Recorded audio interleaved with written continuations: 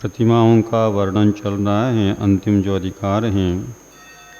और कल की कारिका में 136वीं कारिका में ये कहा था, जो संलेखना का अनुष्ठान करने वाला ऐसा जो श्रावक होते हैं उनके कितने प्रतिमाएं होते हैं, तो 11 प्रतिमाएं होती हैं।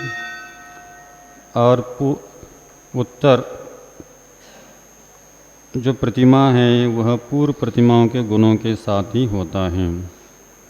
यानी मान लीजिए 5वां यदि प्रतिमा है तो पूर्व के 4 प्रतिमाओं का भी पालन करना अनिवार्य है। ऐसा नहीं कि 5वां प्रतिमा ले लिया तो 5वीं प्रतिमा पालन कर लिया, पूर्व का छोड़ दिया, ऐसा नहीं हो सकता।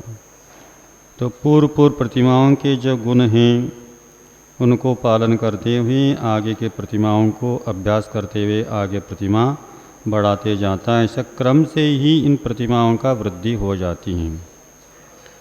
इन्हें ऐसा नहीं हो सकता कि पूर्व के प्रतिमा को छोड़कर आगे आगे बढ़ाते जाए, तो एक के बाद 2, 3, 4 ऐसा 10 ले लिया तो पूरे 10 का ही पालन करना पड़ता है। ऐसा क्रम से भी आप बढ़ा सकते हैं। एक साथ ले लिया तो सभी जितनी प्रतिमाएं लिया हैं उसका पूरा का पूरा पालन करना पड़ता है। तो यहाँ पर जो पहला प्रतिमा है उसका स्वरूप का कथन आगे के कारिका में किया जा रहा है। पहला प्रतिमा का नाम बताया था दर्शन। उसको दार्शनिक, जो प्रतिमा पालन करना दार्शनिक कहा जाता है, सो दार्शनिक भी श्रावक कहलाते हैं।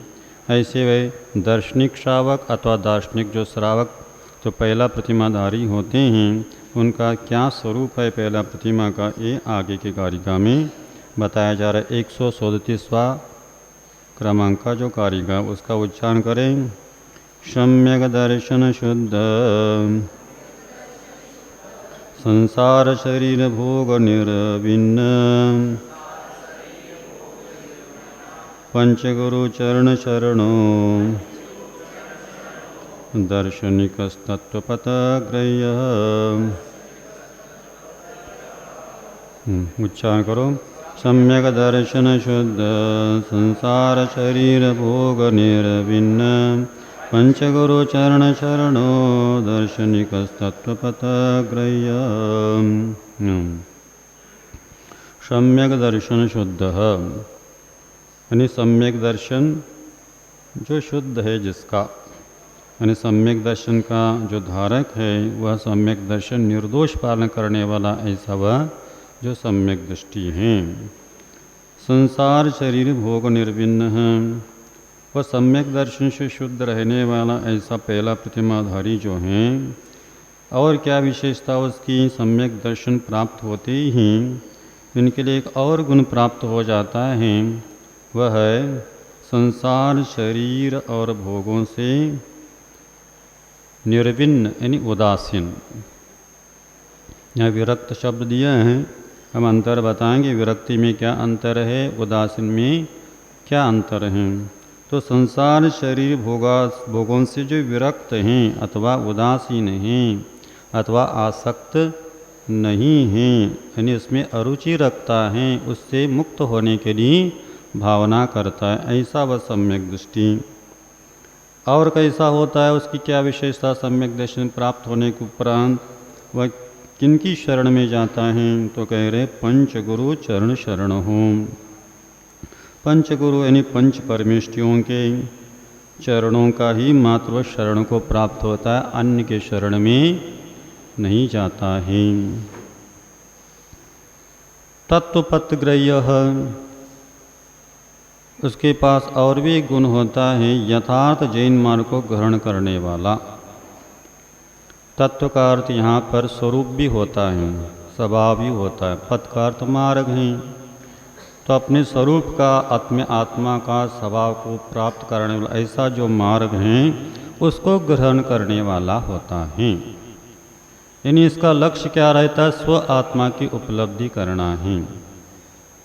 और ऐसे मार्ग पर वह चलने लग जाता है, सम्यक तो आचरण चारित्र का पूरा वह पालन करने लगता है।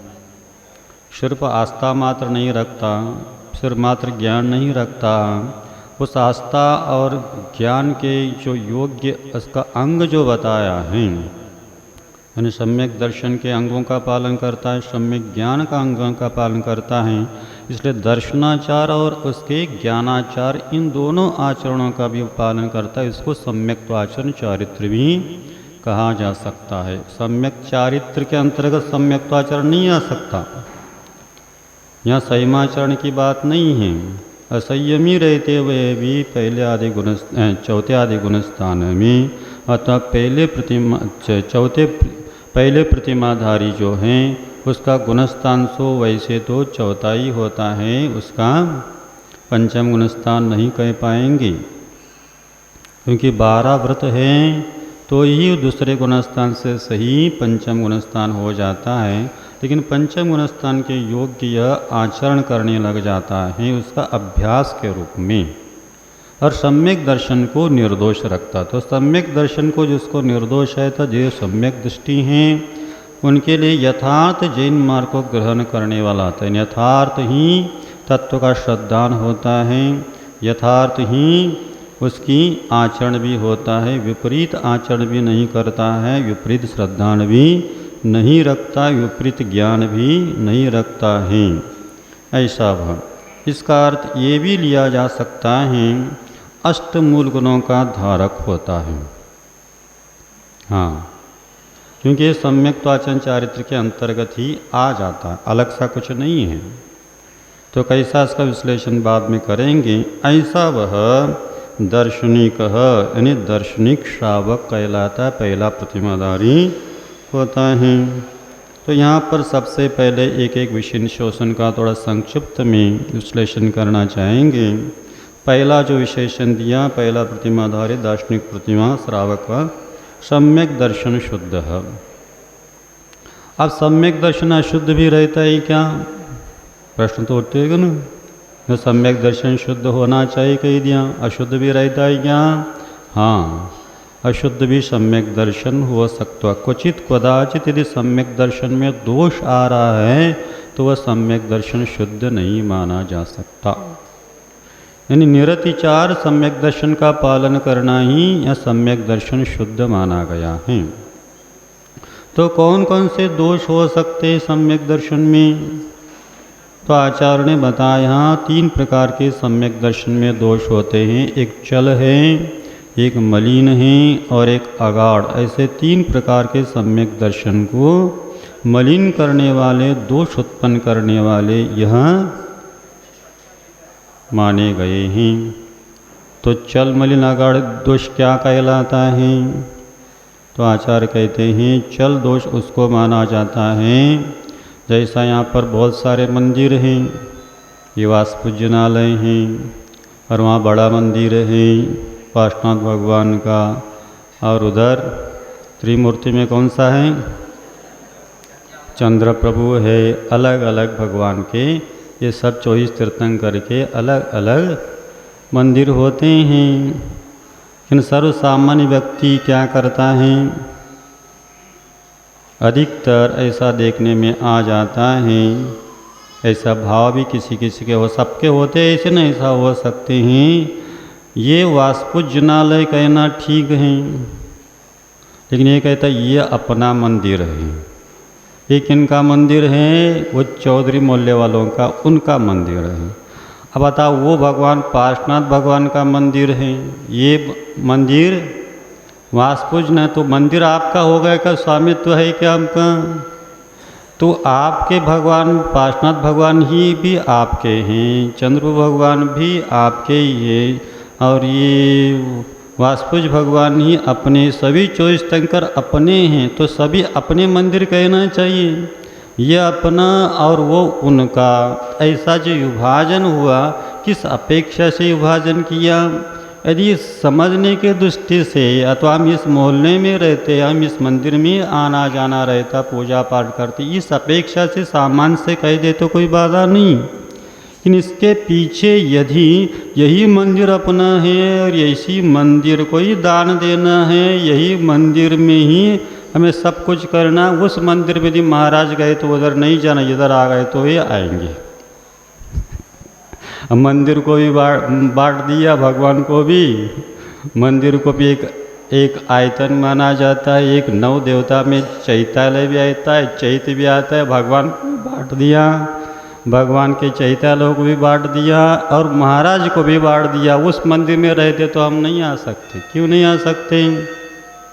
आपके घर यदि महाराज वहाँ से आर को आ सकते तो आप वहाँ पर साध्या सुनने के लिए नहीं आ सकते, वो इधर नहीं आ सकते। लेकिन यदि आपने इतना, जैसा अपने घर के प्रति यदि आपके राग है, ऐसा यदि मंदिर के प्रति राग हो, इस मंदिर के से मतलब है, अन्य मंदिर से अन्य से मतलब नहीं, ऐसा यदि सोच लेते हैं तो ये भी सम्यक दर्शन में दोष आ जाता है। आपने मिथ्या देव शास्त्र को भजा नहीं, भज तो रहे समीचीन देव शास्त्र गुरु को ही भज रहे। आस्था भी कम है ऐसा नहीं कहेंगे, लेकिन आस्था होते हुए भी आस्था में यदि गाढ़ता नहीं है, निष्ठा यदि धारण नहीं करते हैं तो वह सम्यक दर्शन थोड़ा बहुत ऊपरी के रूप में है, अंतरंग से निष्ठा नहीं बन पाता है। तो ऐसे दोष हो सकते, ऐसा भाव हो सकते, ऐसा नहीं होना चाहिए। जहाँ पर भी योग्य कार्य हो रहा है, हम समर्थ हैं, योग्य कार्य है तो दान देने की प्रवृत्ति हर क्षेत्रों में, हर मंदिर में अपना भाव, ऐसा उदारता अपने पास आना चाहिए। आवश्यकता है, वहाँ के समर्थ नहीं है तो भी अच्छा कार्य है तो सब मिलकर संपन्न करे, वो भी इधर करे, इधर के उधर करे, सब जगह यथाशक्ति योग्य समय पर हम सब लाभ उठाते रहे। ऐसी भाव उदारता सम्यक दृष्टि का होता है। संकोचित वृत्ति वाला अथवा उदार चरित्र वाला होता है, वह दरिद्र वाला नहीं होता है। ऐसा तो ये सम्यक दर्शन के जो चल दोष हो गया। मलिन दोष क्या कहलाता है? तो सम्यक दर्शन के अधिकार में कह के आए हैं, क्या कहा था?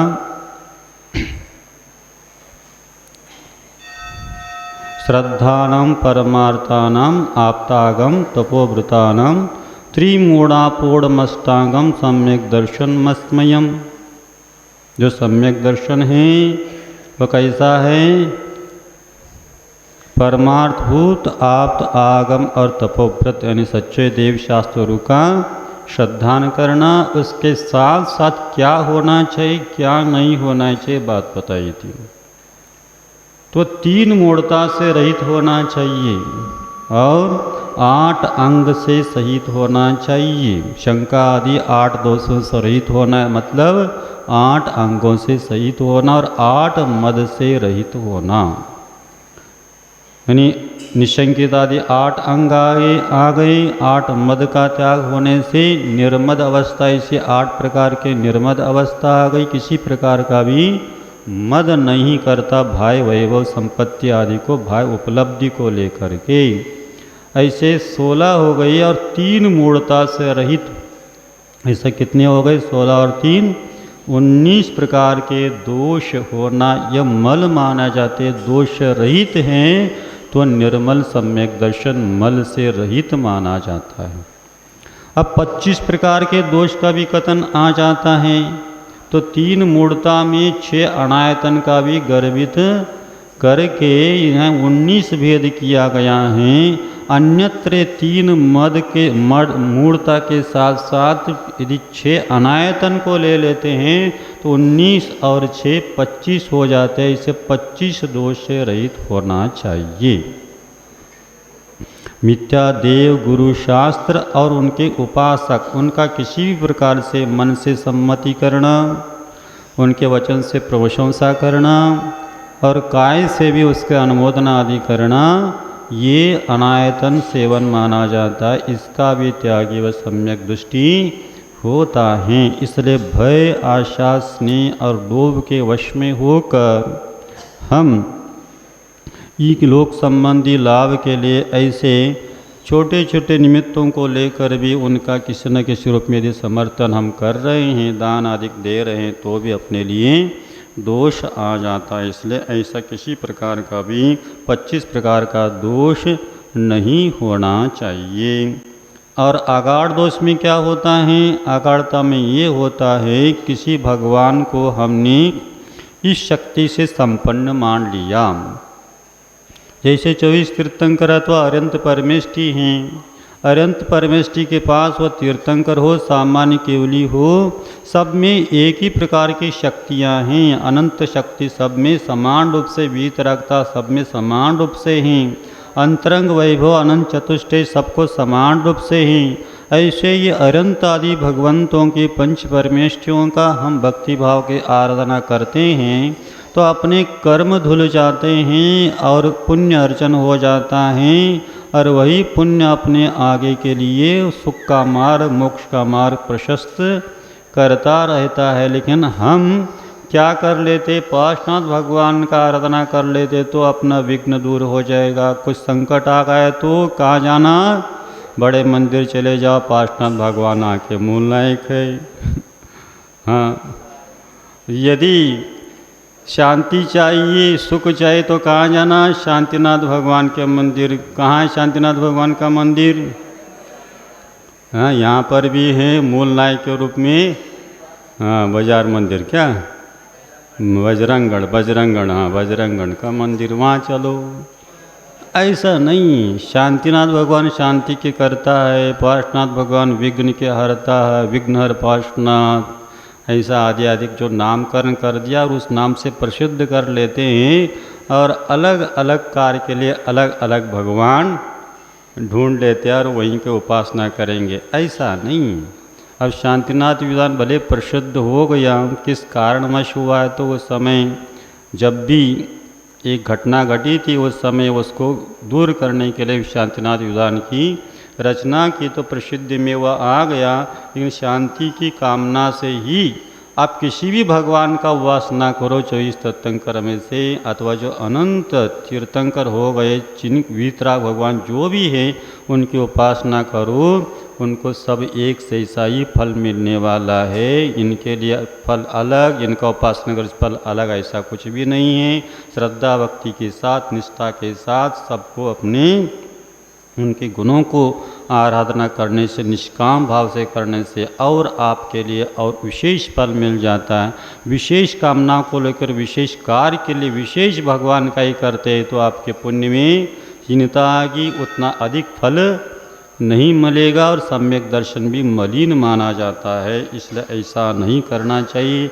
और पहला जो प्रतिमाधारी है इन तीनों प्रकार के दोषों से वह रहित ऐसा सम्यक दर्शन का पालन करता है, इसलिए सम्यक दर्शन से शुद्ध माना जाता है। ऐसा वह सम्यक दृष्टि होने के उपरांत उसके पास अभिव्यक्ति उस सम्यक दर्शन है क्या नहीं है, ये कुछ उसकी क्रियाकलापों से, वचन और कायिक मानसिक चेष्टा से भी हम पहचान सकते हैं अपने पास सम्यक दर्शन है क्या नहीं है। और कथनचित दूसरे के पास भी है क्या नहीं, कुछ भाई चिन्हों को देखकर स्थूल रूप से यदि व्यक्त हो रहा है तो सूक्ष्म यदि है, अंतरंग में ही मात्र भावात्मक है तो पहचान में नहीं आएगा। लेकिन वाचनिक कायिक चेष्टा के माध्यम से भी सम्यक दर्शन के योग्य आचरण दिख रहा है, अन्यथा आचरण नहीं दिख रहा तो हम कथनचित कह सकते हैं इनके पास सम्यक दर्शन होना चाहिए। वस्तुतः यह सम्यक दर्शन है क्या नहीं, भव्य है क्या अभव्य है आदि तो केवली भगवान प्रत्यक्ष ज्ञानी जानते हैं तो कथनचित अवधि ज्ञानी आदि जान सकते हैं। लेकिन छद्मस्थ होकर भी हम अनुमान से कुछ बाह्य लक्षणों से भी उनके अनुसार पहचाना जा सकता है। तो कहा गया है सम्यक दर्शन भी दो प्रकार का होता है, एक सराग सम्यक दर्शन होता है और एक वीतराग सम्यक दर्शन होता है। सराग सम्यक दर्शन का लक्षण कहा गया है प्रशम संवेग अनुकंपा आस्तिक अभिव्यक्ति लक्षणम सराग सम्यक दर्शनम। जो प्रशम भाव हो, संवेग भाव हो, अनुकंपा भाव हो, आस्तिक भाव हो, इसके माध्यम से उससे सम्यक दर्शन की अभिव्यक्ति होती वह इसका लक्षण है। तो ये चारों प्रकार के लक्षण जहाँ पाए जा रहे वहाँ तो नियम से सम्यक दर्शन रहता है। तो यहाँ पर प्रशम भाव क्या कहलाता है? प्रशम भाव ये कहलाता है राग द्वेष की उद्रेकता नहीं होना। तो कौन से कषाय के उदय में, कौन से कर्म के उदय में राग द्वेष की उद्रेकता होती हैं? तो कहते हैं मिथ्यात्व, सम्यक्त मिथ्यात्व, अनंतावंदी संबंधी क्रोध, मान, माया, लोभ, ये जो कषाय हैं 4 प्रकार के, सब मिलकर 6 प्रकार के होते। इनके उदय में होने वाला जो राग द्वेष जहाँ पाया जाता है वो राग द्वेष की उद्रेकता मानी जाती है। तो पहले आदि गुणस्थान में रहने वाले ऐसे भी मंद कषाही पाए जाते हैं। फिर भी अनंतावधि कषाय का मंदोदय भी चल रहा है तो वहाँ प्रशम भाव नहीं माना जा सकता। लेकिन सम्यक दर्शन के साथ जो प्रशम भाव होगा वही प्रशम भाव दिया गया। निचले गुणस्थान में रहने वाला प्रशम भाव नहीं माना जा सकता। एक अनंतावधि का अभाव पूर्णता होना चाहिए, न मंदोदय होना चाहिए न तीव्रोदय होना चाहिए। ऐसा क्यों?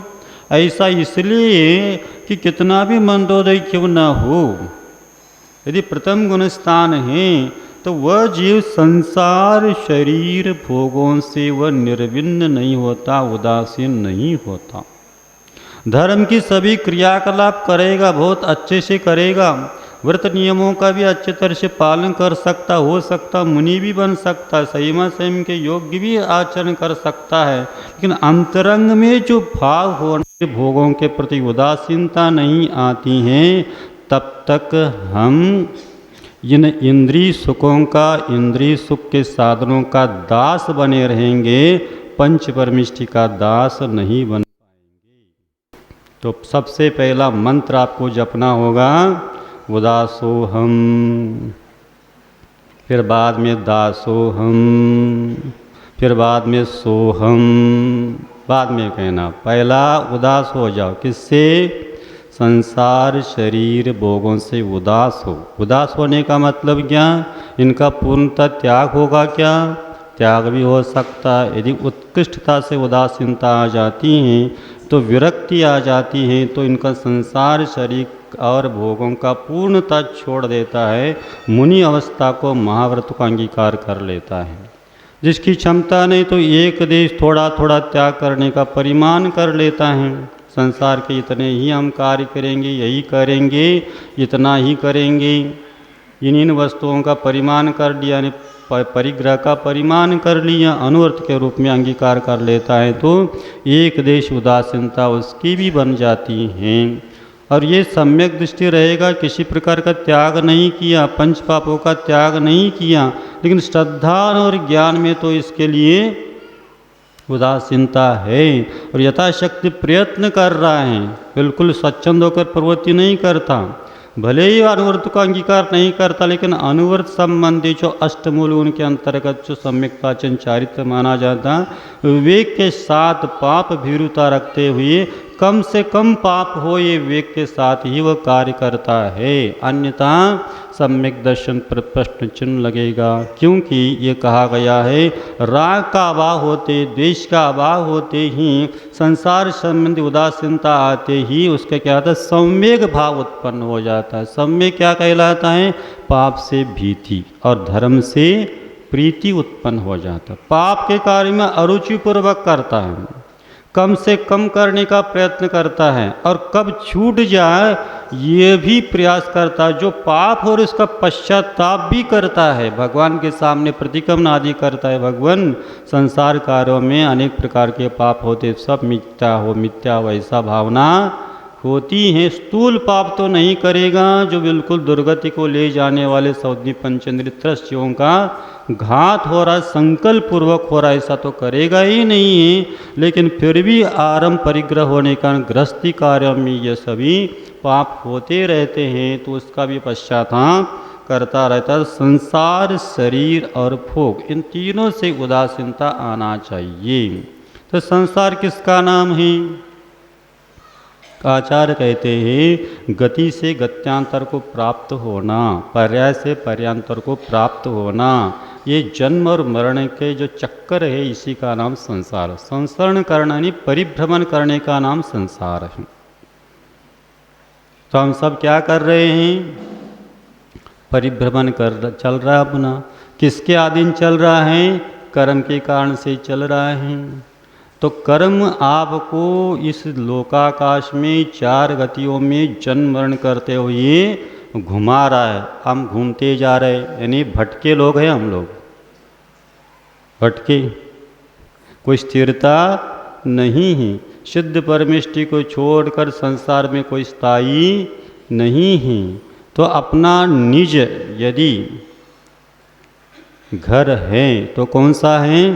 संसार किसी का घर नहीं है। भजन भी बोलते हैं ना बहुत अच्छे से बोलते, किसी का घर नहीं है। तो अपना घर कौन सा? संसार अपना घर नहीं तो कोई ना कोई अपना निज घर होना चाहिए ना।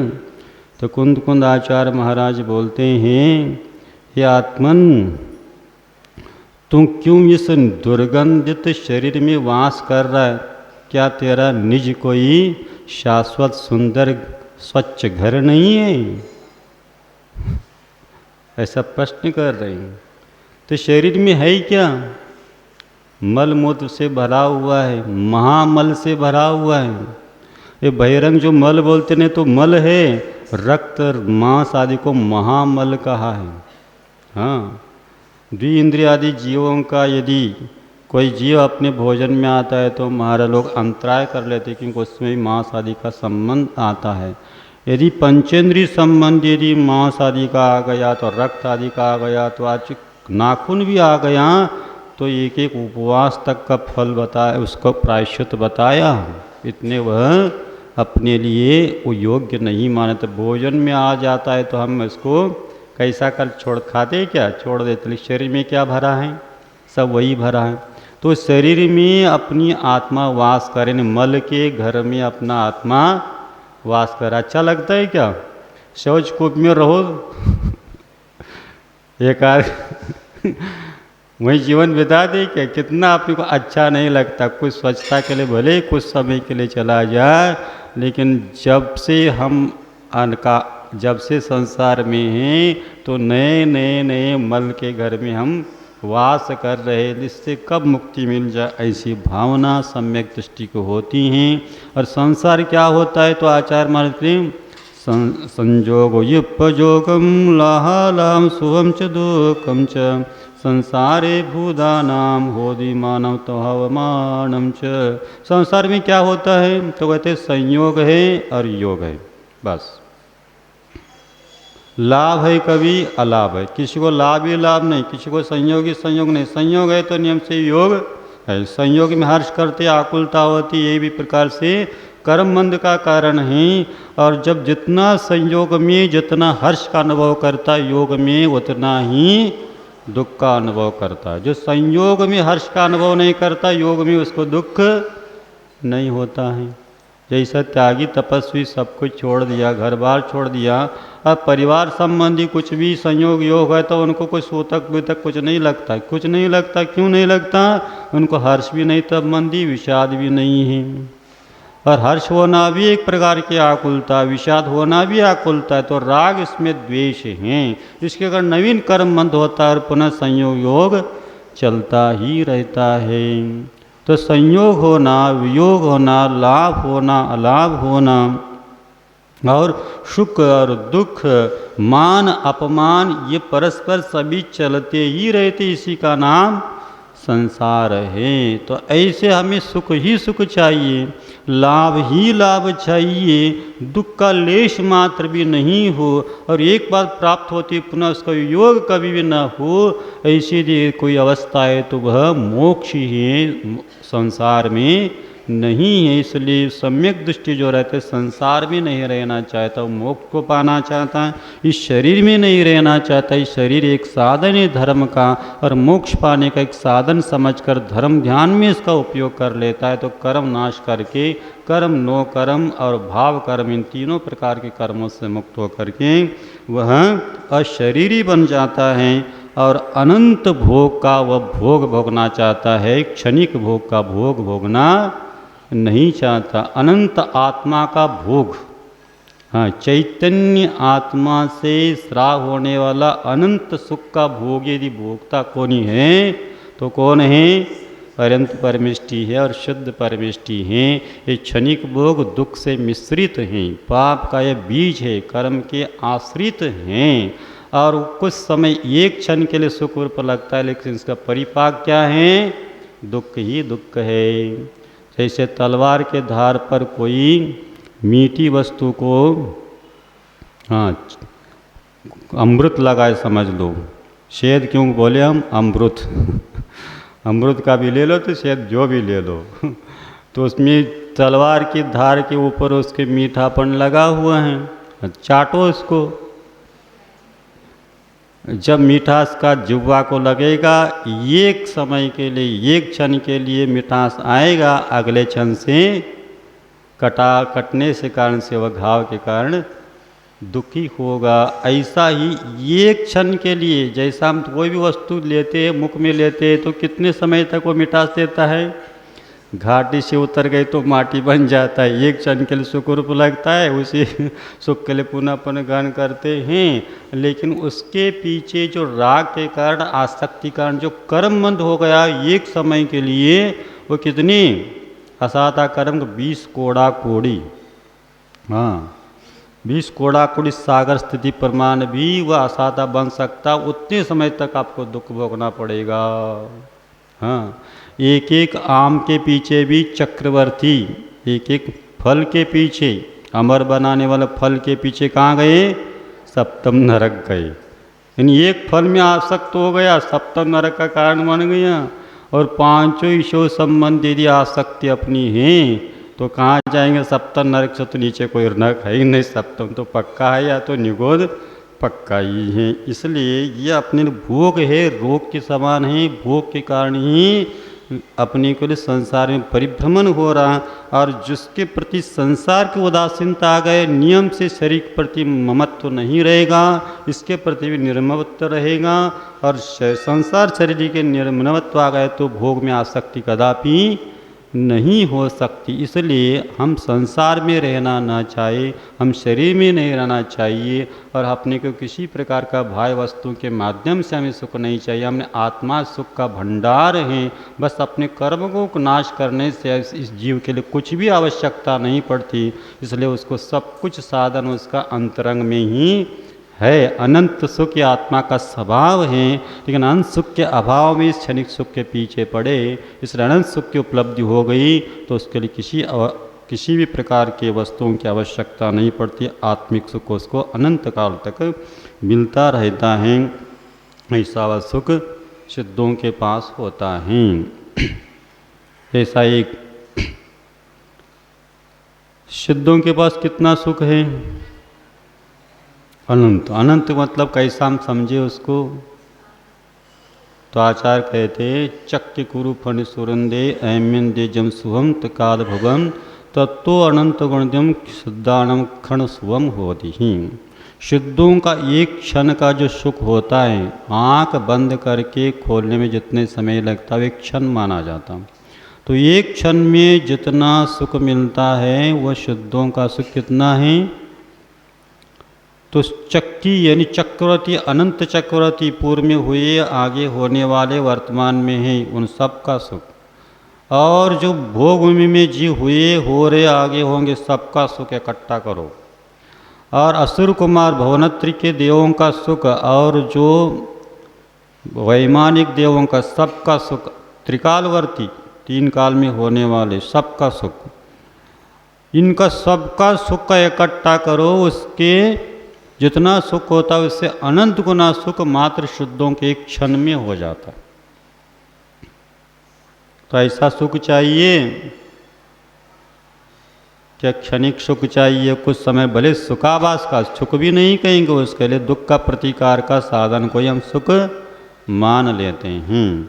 तो यह संसार शरीर भोग से निर्विन्न होकर सम्यक शुद्ध पालन कर लेता है। तो यह सम्यक दर्शन निर्दोष बना के रखेगा, तो वह सम्यक दर्शन प्राप्त होते ही इनसे निर्विन्न हो जाता है। तो पंच गुरु को शरण को ही मात्र शरण मान लेता है। क्यों? तो ऐसा जो संसार से अतीत होने के लिए पुरुषार्थ कर रहे, संसार से अतीत हो चुके, ऐसे कौन है संसार में? संसार में जो संसार से मुक्त होने के लिए प्रयत्नशील है, अथवा संसार से मुक्त होने का उपाय जिसके पास है, जो संसार से मुक्त हो चुके हैं, ऐसे कौन हैं? तो पंच परमेष्टि के अलावा कोई नहीं। सिद्ध परमेष्टि तो संसार से मुक्त हो गए, अरंत परमेष्टि नियम से उसी भाव से मुक्त होने वाले हैं, उनकी मुक्ति निकट है, जीवन मुक्त हो गए, संसार से मुक्त होने वाले हैं। और जो आचार उपादेय सर्वसाधु है, उस संसार से मुक्त होने का जो उपाय है रत्नत्रय उनके पास है। तो एक के पास साधन है, एक और एक के पास साध्य हैं। तो जिनके पास मुक्त होने का संसार से ऐसा साधन साध्य है, ऐसे पंच परमेष्टि अपने लिए शरण होते। शरण किसका अर्थ क्या है शरण? तो आचार्य कहते आत्मा का रक्षण करने का जो उपाय है, दुखों से बचाने का जो उपाय है, उसी का नाम शरण है। तो जो पंच परमेष्टि की शरण में जाता है तो उनकी आत्मा का रक्षा कर्मों से हो जाती है। तो कर्म से रक्षा हो जाएगी तो अवश्य उसके दुख से मुक्ति मिलेगी, क्योंकि दुख को कम को वही लाओ जो कहते हैं। दुखों का क्षय तभी होगा, कर्मों का क्षय होगा। कर्मों का क्षय तभी होगा जब रत्नत्रय की प्राप्ति होगी और आगे वह साधना करते हुए संलेखनादि साध करके जल्दी से जल्दी पंच परमेष्टि अवस्था को प्राप्त करके अरंत आदि अवस्था को सिद्ध परमेष्टि प्राप्त कर लेता। ऐसा वह दार्शनिक श्रावक होता। अंत में कहा था, क्या कहा था? तत्वपथग्रह्य। तत्व का अर्थ क्या होता है? स्वरूप का मार्ग का ग्रहण करने वाला होता है। तो टीकाकार ने यहाँ पर अष्टमूल गुणों का वर्णन किया है, ये भी महत्वपूर्ण है। मध्यमांस मधुत्यागय सहानव्रत पंचकम अष्टो मूल गुणा माहु गृणाम समनोत्तमा। ये मूल गुण माने हैं। जैसे मुनियों के 28 मूल गुण होते हैं, ऐसे श्रावकों के अथवा गृहस्थों के अथवा सम्यक दृष्टि के कितने मूल गुण होते हैं? हाँ, 8 मूल गुण होते। पंच परमेष्टि का तो पूरा याद है आपको।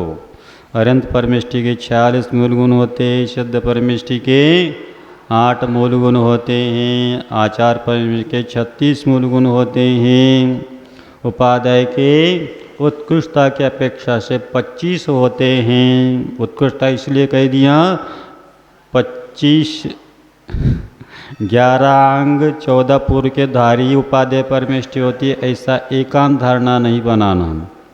जिस काल में जितना श्रुत उपलब्ध है ऐसा स्वसमय पर समय उसका ज्ञान रखते हैं तो वो भी उपादेय परमेष्टि होते हैं, ऐसा आचार्य ने धवलादि ग्रंथों में कहा है। और जो साधु परमेष्टि 28 मूल के धारी होती हैं, तो आपके कितने मूल गुण हैं? तो आपको पहला मालूम होना चाहिए।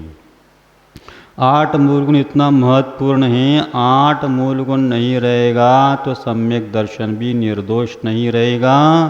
और वह विधेय बना दिया, अनाचार का रूप धारण कर लिया, तो हो सकता है सम्यक दर्शन भी छूट सकता है। हाँ, आचार्य कहते हैं सम्यक दृष्टि चरम की रक्षा के लिए नहीं जीता। किसके लिए जीता है? धर्म की रक्षा के लिए जीता है। उसको चरम प्रिय नहीं रहता, धर्म प्रिय रहता है।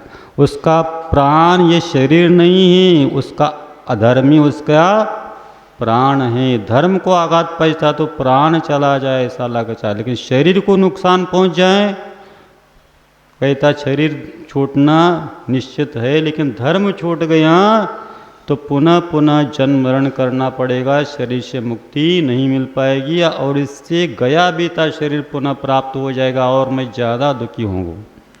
शरीरम व्याधि मंदिरम कहते हैं। इसलिए इस शरीर के प्रति ममत्व होने के कारण से हम अन्य अन्य पाप में उलझ जाते हैं। इसलिए जो अष्टमूल गुणों का पालन करता है उसको जीवन में भी शांति है और वह विश्व के शांति के लिए संदेशा भी दे सकता है।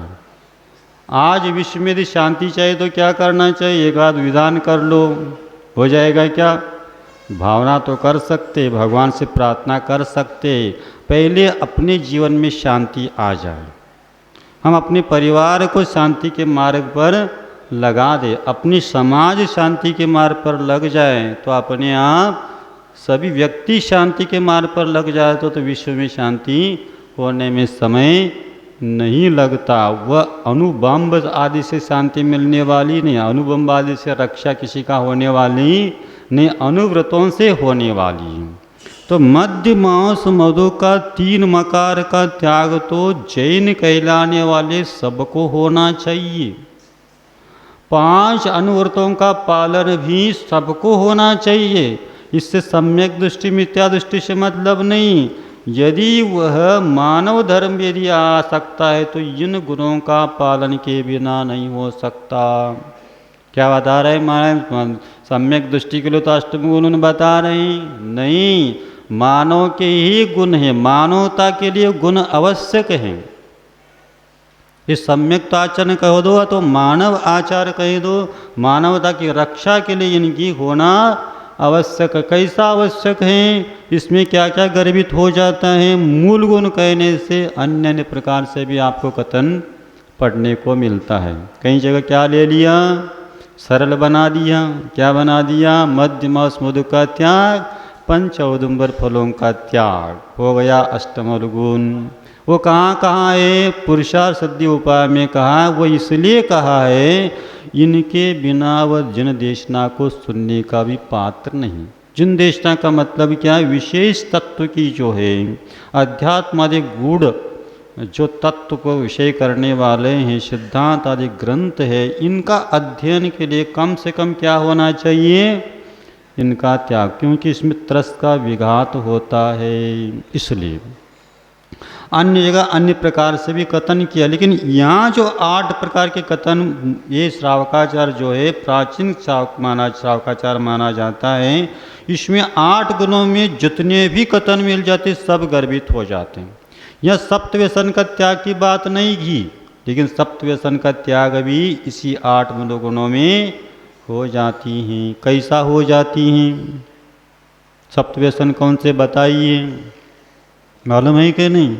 सप्त व्यसन के त्यागी हैं। मैं तो शुद्ध करूँगा